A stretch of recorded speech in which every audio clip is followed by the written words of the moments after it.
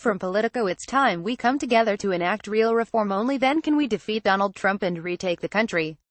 Donald Trump's presidency represents an unprecedented crisis for our country. His campaign, and now his White House, seek to divide us using racism, sexism, homophobia, Islamophobia and xenophobia. His economic agenda is the agenda of the billionaire class. He wants more tax breaks for the rich, while cutting education, nutrition, affordable housing and other programs desperately needed by working families. And his refusal to acknowledge the great danger of climate change is a threat to the entire planet. There is nothing more important than defeating Donald Trump and his extreme right-wing agenda. But this will not happen without an effective opposition party. Victories in Virginia, New Jersey, Washington, Maine and other states around the country on Tuesday are an important first step in pushing back against Trump's radical agenda. It was especially gratifying to see thousands of working people and young people jump into the political process, volunteering, knocking on doors and winning elections to state legislatures, city councils and school boards. But the longer-term trend for the Democratic Party is worrisome. Since 2009, it has lost more than 1,000 seats in state legislatures across the country. Republicans now control the White House and 34, soon to be 33 out of 50 governorships, as well as the U.S. House of Representatives and the U.S. Senate. In 26 states, Republicans control the governor's mansion along with the entirety of the state legislature. This is not just in so-called deep red states. It is true in Wisconsin, Michigan, Ohio, Florida and New Hampshire, all of which will be critical to defeating Trump in 2020, and in drawing congressional districts following that year's census.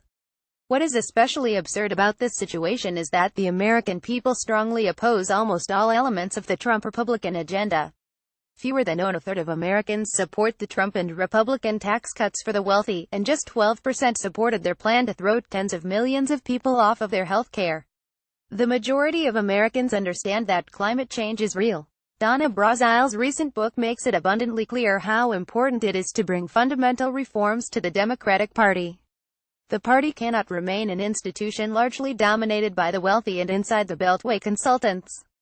It must open its doors and welcome into its ranks millions of working people and young people who desperately want to be involved in determining the future of our nation. Last year, Secretary Hillary Clinton and I agreed upon the need for a Unity Reform Commission to move the party in a new and more democratic direction. In a few weeks, this group will have its final meeting in Washington, D.C., and will decide if we are going to move forward in an inclusive way or continue with the current failed approach. This is not some abstract, insular debate. The future of Democratic Party institutions has everything to do with whether or not Democrats have the grassroots energy to effectively take on Trump, the Republican Party and their reactionary agenda, or whether we remain in the minority.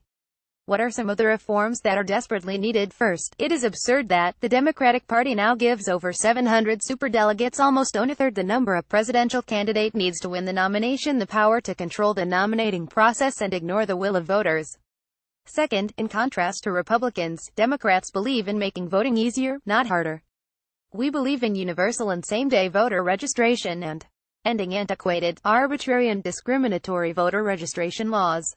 These same principles must apply to our primaries. Our job must be to reach out to independents and to young people and bring them into the Democratic Party process. Independent voters are critical to general election victories. Locking them out of primaries is a pathway to failure. In that regard, it is absurd that New Yorkers must change their party registration 6 months before the Democratic primary in order to participate. Other states have similar, if not as onerous, provisions. Next, page 1-2. Bernie Sanders is the independent U.S. Senator from Vermont. He is the longest-serving independent member of Congress in American history. He is a member of the Senate's Budget, Veterans, Environment, Energy, and HELP Health, Education. More, the views expressed in this article are the sole responsibility of the author and do not necessarily reflect those of this website or its editors.